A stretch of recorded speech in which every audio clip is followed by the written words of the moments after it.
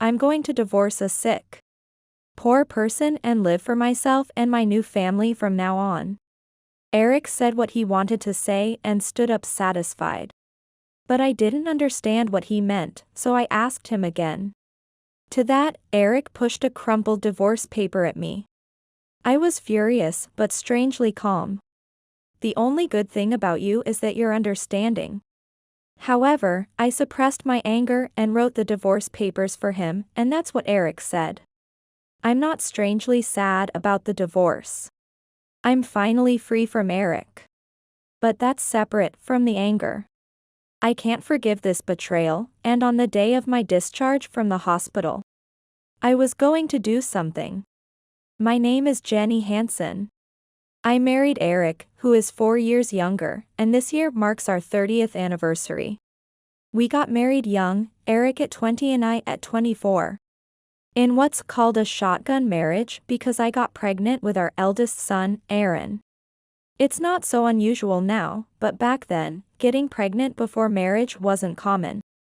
And we were mocked by friends for our lack of planning. But I loved Aaron very much and did not regret marrying. Then we were blessed with our daughter Stacy, and we worked hard for our children. Although we were poor. However, I wasn't very physically robust to begin with. I hurt my back during my second pregnancy and suffered from severe back pain. I also had chronic asthma, so I wasn't able to work properly. It ended up being mostly Eric earning.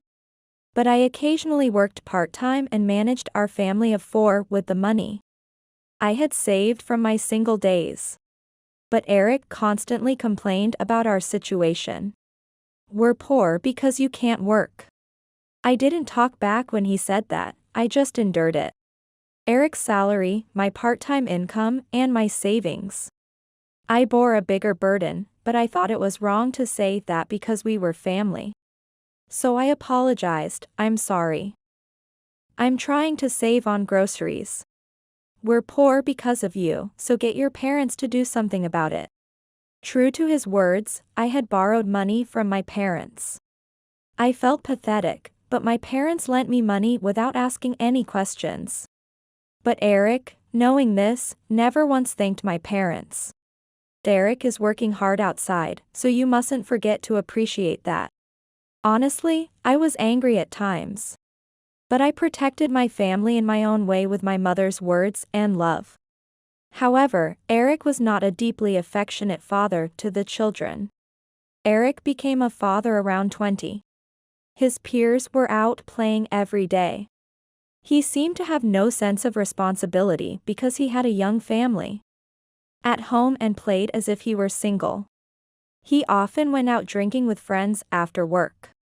Meanwhile, I bathed our 2 young children with my aching back. Eric complained about our tight finances.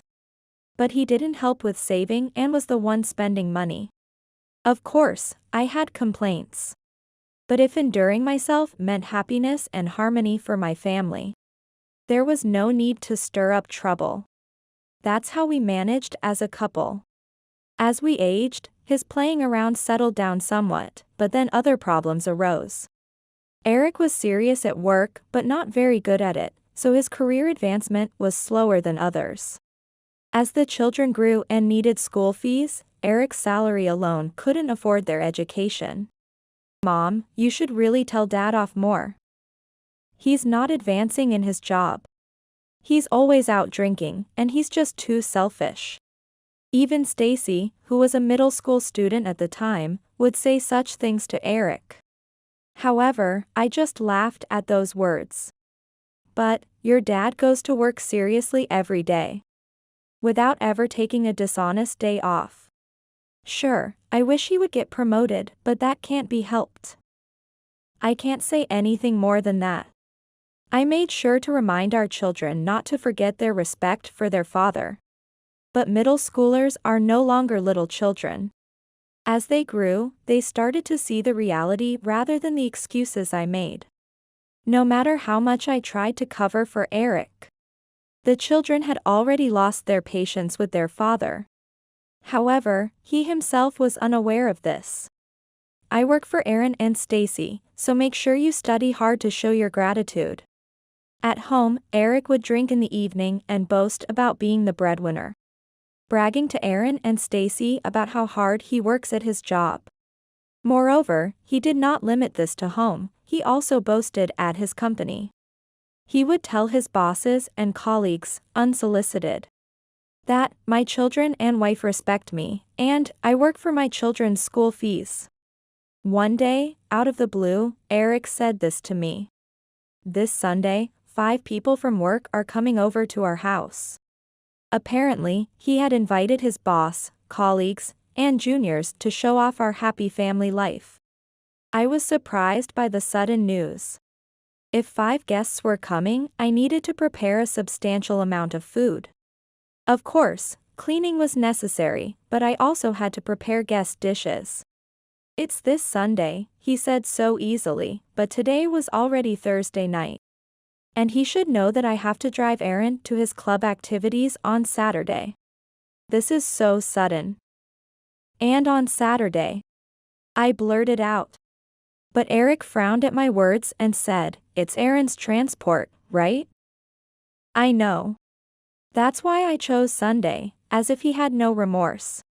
Does he think the house will clean itself and food will appear without effort?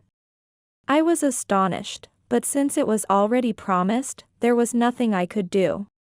All right, I understand. I'll manage somehow. From that day, I prepared late into the night to be ready for Sunday's hospitality. On Sunday, just before noon, 5 of Eric's colleagues arrived at our home as he had said. 2 were bosses, and 3 were colleagues and juniors from the same team. The youngest was a woman 7 years younger than Eric. Her name was Kelly Jones. Because she was the youngest, she offered to help me. "Mrs. Hanson, may I use these plates?" "You don't need to call me Mrs. Hanson." "Yes, feel free to use the plates." Perhaps because Eric and the bosses were discussing work, I had various conversations with her. "Kelly, are you married?" "No. Actually, I just broke up with my boyfriend." We talked about personal things, and she really liked the pickles I made for the meal. Asking for the recipe. "Mr. Hanson always brags about how delicious your cooking is." Kelly's words made me smile thinly. Surely Eric, who utters those words, is praising me, intoxicated with his role as a praising husband. However, Kelly, unaware of such things, took his words at face value and praised me. "You have a wonderful husband, and Jenny, you are as lovely as I imagined. You two are the couple I admire." That's certainly not the case. However, I couldn't just shatter her dream. Without such illusions, marriage wouldn't be possible. Yes. Marriage is a good thing. Hopefully, you'll find a wonderful lover again someday. When you do, please introduce him to me. Of course. We talked about many things just on that day. Kelly told me I was like a sister to her. I was happy as if I had gained a sister. Since we exchanged contact information that day, Kelly and I have often met up. Of course, Eric knows about it. But I didn't become friends with her just to please Eric.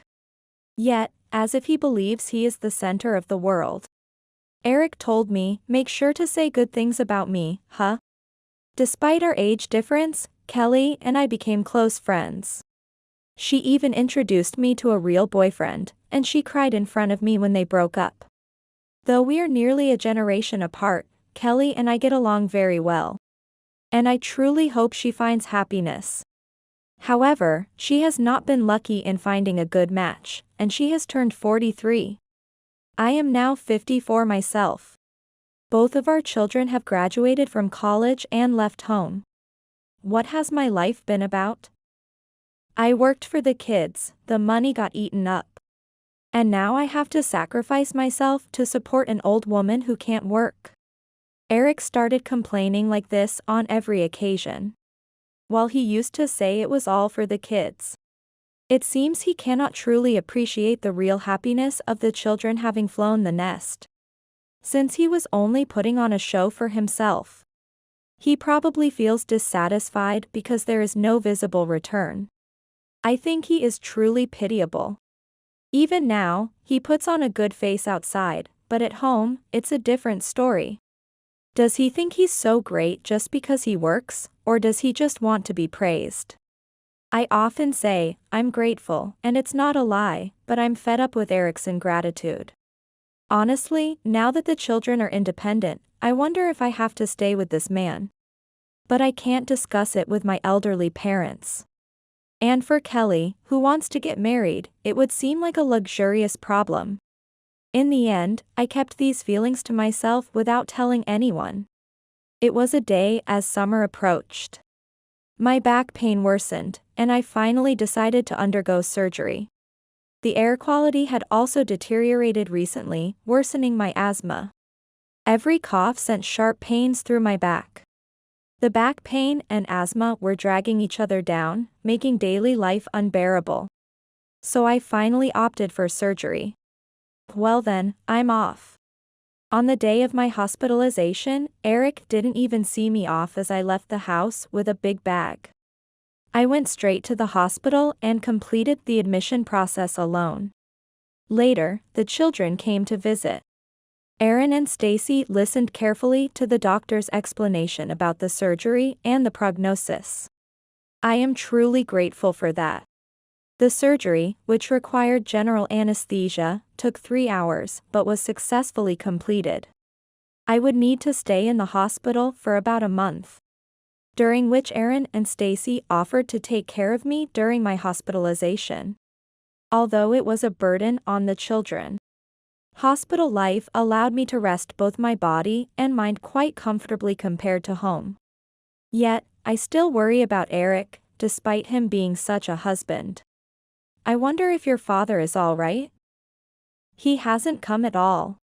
Could you check on him at home? I said this to Stacy, but she looked at me as if she were exasperated. Mom, you're too kind. Just leave him be. Still, he's not a child. He's managing fine. And if Dad gets really hungry and can't do anything about it, he'll surely come to the hospital, huh? Stacy said this with a laugh. Indeed, he's someone who can't do anything by himself. I could easily imagine what Stacy was describing. That's true. I responded to her words. About half a month into my hospital stay, while I was eating lunch, someone visited my hospital room. I put down my chopsticks at the sound of a knock. It was Eric. Oh, Dad. You came. Yeah. Had some business. Eric said this, then chuckled through his nose as he looked at me on the bed. He pulled up a pipe chair with an air of importance and sat down heavily, then said to me, "You look just like a sick person." What? Oh, right. I am indeed sick. I laughed, thinking it was a joke, but Eric continued. Not working and sick, you're always going to be my burden, aren't you? What? That's why I've decided.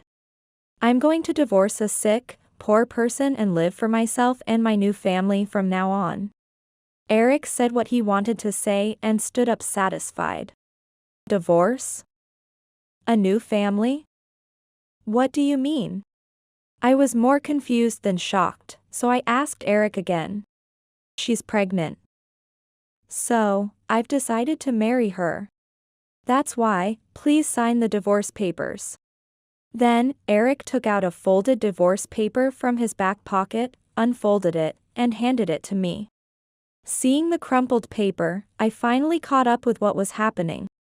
But my irritation with Eric, who never considered my situation or feelings, continued to grow.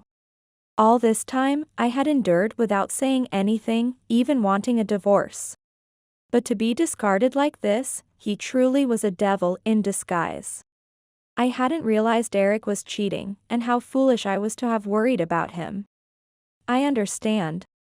With a single word, I signed the divorce papers. I was furious but strangely calm.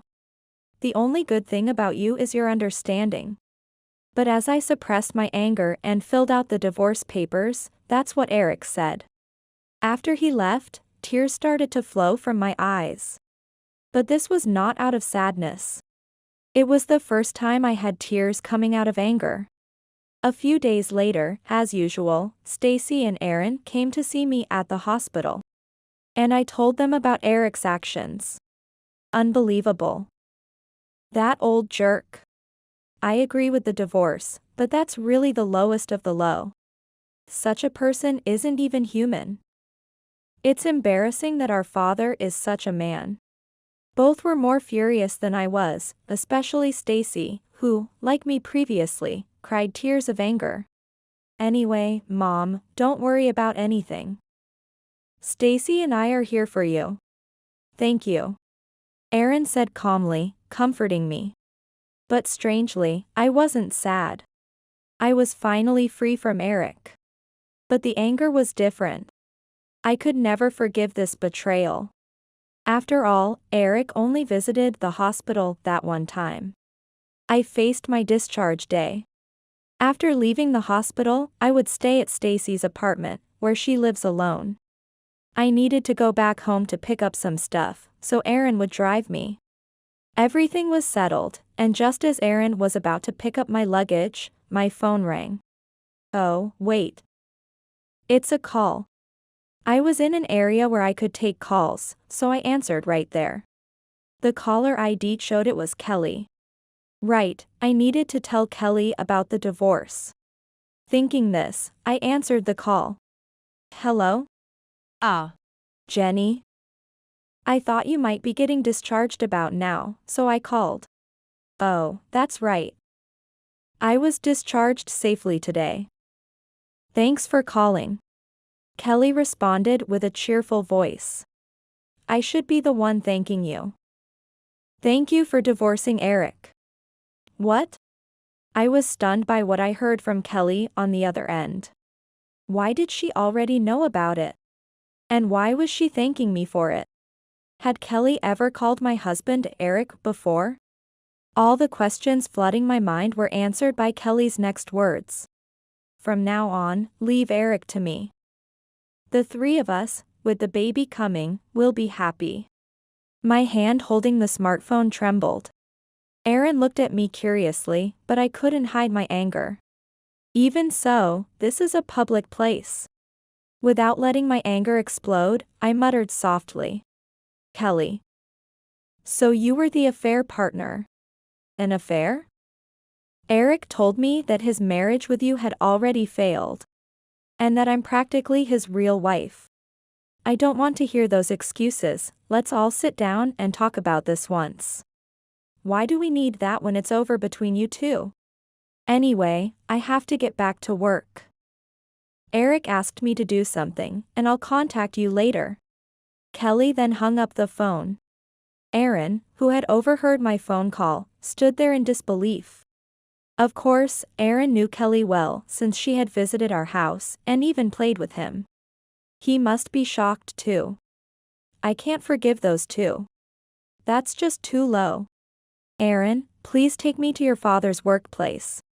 Upon hearing this, Aaron looked surprised, but after understanding why, he nodded strongly. Right after being discharged, I had Aaron accompany me straight to Eric's place of work. When we parked the car in the visitors' parking at Eric's workplace, Aaron supported me. We entered the building and headed to the reception. I would like to speak with the president. The receptionist looked a bit troubled by my abrupt request and asked, Do you have an appointment? No, this is an unexpected visit. I'm sorry, but without an appointment. But, it's important. The receptionist apologized, but I persisted. Perhaps overhearing our conversation, I felt the gaze of employees glancing over at us. Undoubtedly, we must seem like troublesome visitors who came without an appointment and demanded too much. In the midst of this, Eric noticed that Aaron and I were at his workplace. He got up hurriedly and approached us.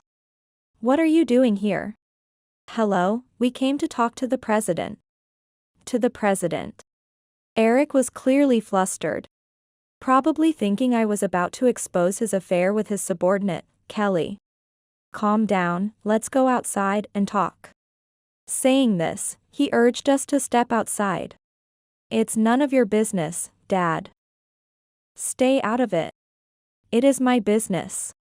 Aaron resisted Eric's attempt to stop us, but Eric grabbed my arm, trying to forcefully remove us. Stop it. Mom just had surgery. Aaron managed to calm Eric down, and Eric reluctantly loosened his grip on my arm. Seeing our situation, Kelly watched and laughed triumphantly. Angrily, I shook off Eric's hand and said, "So, I can't see the president?" "If that's the case, understood. We will no longer associate with your company. All transactions are to be stopped. Please relay that to the president." What? Eric stood there with his mouth agape. The receptionist looked worried and flustered. Seeing her discomfort, Aaron spoke up. "Oh, I apologize for not mentioning earlier. But my mother is the CEO of Jenny Corporation.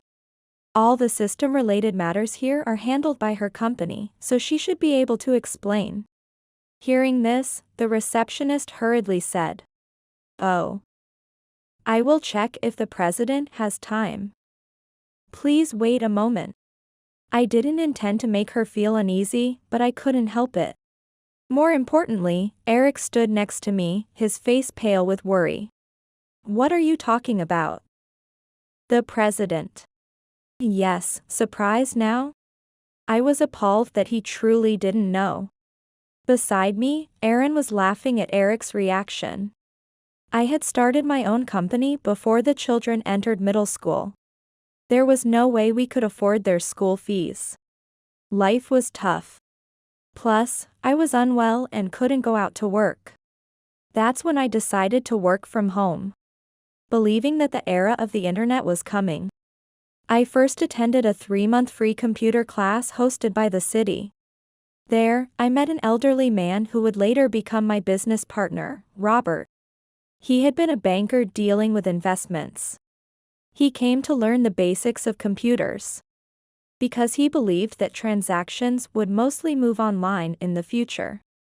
But at the time of joining, he was already quite knowledgeable about computers. He helped me with my problems and even taught me some tricks. He was like a father figure to me. As we got to know each other, we would chat, and Robert asked me one day, "Jenny, why did you decide to learn about computers?" Actually, I confided in Robert as if seeking life advice. I told him that I couldn't send the kids to the schools they hoped for without making money from home. That's why I came here. Robert crossed his arms after hearing this. Honestly, earning enough for tuition from home is. I know. But I thought it's better than doing nothing. Robert smiled warmly after hearing my words. "If you'd like, I can introduce you to my son. He's a systems engineer and could teach you much more than what's available here. He's busy, so he might not have much time, though." Really? I would love to learn everything I can. True to his word, Robert introduced me to his son. I learned a lot from him, and during our sessions, he suggested that rather than just working from home, I should start a company. I had no confidence at first. However, a company wanted to try using a system that was based on advice from Robert's son. From then on, it was a cycle of studying and working every day. Of course, I could do all this from home without neglecting my household duties. Then, Robert invested the initial capital, and I established the company as the president. We didn't have an office, and all employees worked from home. Most of them were housewives. We introduced a flex-time system to ensure that everyone could work comfortably without stress. This method of working from home with flex-time was beneficial not only for mothers with young children who couldn't leave the house, but also advantageous for the company, because it meant someone was working 24 hours due to different working hours. Gradually, the company grew, hiring more employees and improving performance. Those whose children were older could study the systems more thoroughly and grow into engineers. And now, I am the president of a company that employs 900 people worldwide. Thanks to this, my children could advance their education without any financial difficulties. I never told Eric to avoid hurting his pride, but I earned all the tuition money. It was less than 3 minutes after the receptionist made the call when the president of Eric's company came rushing over. He greeted me politely. Ignoring a flustered Eric, Aaron and I were led to a meeting room. My husband has been under your care. So I had been providing our company's system to you at a very low price. However, he is no longer related to me. I would like to return to the regular pricing. The president turned pale at my words. Currently, we offer it at 20% of the standard rate. We'll just return it to 100%. If you're unable to pay, we'll have to discontinue our transactions. I smiled as the president groaned. You were Eric's wife. I had no idea, and I appreciate your past support. However, it's a bit difficult to adjust immediately after the divorce. Could we possibly have some time to consider this? I never intended to bring this up so suddenly. But Eric has had an affair with your employee, Kelly, and discarded me like a used rag. Naturally, I cannot feel sympathy for the company. Where these two individuals who disrupted my life met. What? Are you saying those two are in a relationship? The president's face turned even paler. He probably never imagined that there was infidelity within his company. It seems he is shocked to learn that Eric, who had always played the role of a good father and husband, was involved. That being said, if you wish to continue doing business, I would kindly ask you to renew the contract at the regular price. The president, understanding my feelings, could say nothing. He simply slumped his shoulders. As Aaron and I left the meeting room, there was Kelly. I can't believe Jenny runs a company. And to think you kept it from me. Your best friend, that's harsh. There was Kelly, making a sarcastic remark. Aaron was visibly angry, but I stopped him. I'm sorry. I didn't think it was worth mentioning. Even so, to use Eric against me as a weapon for harassment. I never thought you were that kind of person. But as a president, you must be okay, financially now, right? I'm relieved. I would have felt terrible if my actions had caused you to be unhappy. Her insincere words sounded like mockery. But she was wrong. Feeling obligated to correct her, I said. I'm sorry, but I don't think I've lost anything. In fact, thank you for taking him off my hands. You don't have to put up a brave front. It's not a front. A husband who has a spending habit hardly contributes to household expenses. Looks down on others, treats his children as tools to show himself in a better light. Doesn't participate in parenting and doesn't provide for school fees. I was wondering if I had to stay with such a husband for the rest of my life. Kelly stood there with her mouth open. Aaron couldn't help but laugh. What? Who are you talking about? About Eric, of course. It seems he's been playing the role of a good husband and father outside. But it was me who paid for the children's college tuition. You better earn well for your baby's sake. Huh? I'm going to be a full-time housewife. Oh, is that so?